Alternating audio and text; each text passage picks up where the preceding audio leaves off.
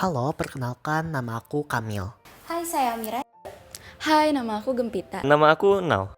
Halo, aku Syera. Oke, jadi dari isu sosial kontemporer itu sendiri memiliki arti segala persoalan ataupun hal-hal di mana dia ini mencakup berbagai peristiwa dan juga fenomena alam dan sosial yang mana dia ini tengah diperbincangkan dalam masyarakat secara umum. Seperti itu.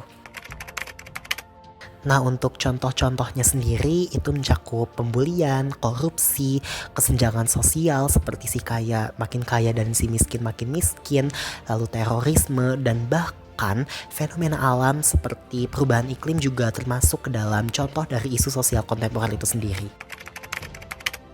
Nah, jadi dari contoh isu sosial kontemporer itu sendiri kan ada perubahan iklim ya. Nah, definisinya itu adalah perubahan atau transformasi jangka panjang di mana aspek-aspek alamnya di muka bumi itu berubah. Seperti perubahan curah hujan, musim, kenaikan suhu bumi, dan lain sebagainya. Yang mana dipicu oleh dua faktor utama seperti faktor alam yaitu siklus matahari dan juga faktor manusia seperti penebangan, deforestasi, dan juga industrialisasi secara cepat. Nah, terus apa sih hubungannya antara perubahan iklim dan juga pemanasan global? Simpelnya, pemanasan global itu kan kenaikan suhu rata-rata di muka bumi akibat dari gas-gas emisi rumah kaca seperti CO2. Nah, kalau perubahan iklim itu adalah hal-hal atau fenomena-fenomena alam yang sudah aku sebutkan tadi, yang mana dia itu terjadi gara-gara kenaikan suhu rata-rata di muka bumi. Jadi intinya pemanasan global itu adalah sebabnya, sementara perubahan iklim itu adalah akibatnya. Global warming adalah peningkatan suhu rata-rata permukaan bumi akibat gas rumah kaca yang terperangkap di atmosfer dalam jangka panjang, di mana faktor sosialnya tercipta karena ulah manusia, yaitu pembakaran bahan bakar fosil, deforestasi hutan untuk lahan kelapa sawit, terjadinya urbanisasi secara masif, dan juga menerapkan gaya hidup konsumtif, terlebih lagi dalam penggunaan listrik berlebihan, di mana faktor alami juga bisa terjadi karena fluktuasi matahari, aktivitas vulkanik, dan juga perubahan orbit bumi yang akan mempengaruhi variasi suhu. Kita analisis dari ilmu sosial, global warming dianggap sebagai hasil interaksi sosial, ekonomi, dan budaya masyarakat yang menghasilkan perilaku kolektif. Dimana kalau kita lihat dari teori sosiologis Emil Durkheim dan Ulrich Beck dianggap sebagai risiko masyarakat, yaitu modernisasi dan industrialisasi dianggap sebagai ancaman global yang mana kalau kita biarkan akan mempengaruhi struktur masyarakat modern. Lalu untuk dampak kesehatan, kita akan rasakan adanya penyakit heat stroke, dehidrasi dan kelainan fisik, dan juga terjadinya ekonomi yang mengganggu masyarakat sehingga memperparah kemiskinan dan juga ketidakadilan sosial bagi masyarakat rentan, dan adanya bencana seperti cuaca ekstrim, lalu banjir dan kebakaran hutan. Jadi, isu pemanasan global itu sangat berkorelasi dengan studi hubungan internasional. Kenapa? Karena isu pemanasan global terjadi tanpa memandang batas negara. Jadi nggak cuma terjadi di negara Asia doang atau di satu negara aja, tapi benar-benar rata terjadi di seluruh dunia. Oleh karena itu, penyelesaiannya juga memerlukan kerjasama antar negara-negara di dunia yang dipelajari di studi hubungan internasional. Nah, terdapat beberapa teori HI yang berkaitan dengan isu pemanasan global.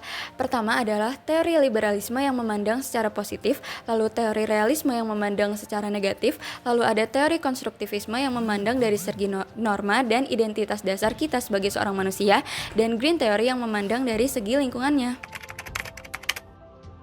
Ada beberapa aktor internasional terkait dengan isu pemanasan global. Pertama ada aktor negara yang terdiri dari negara maju, negara berkembang, dan juga negara rentan.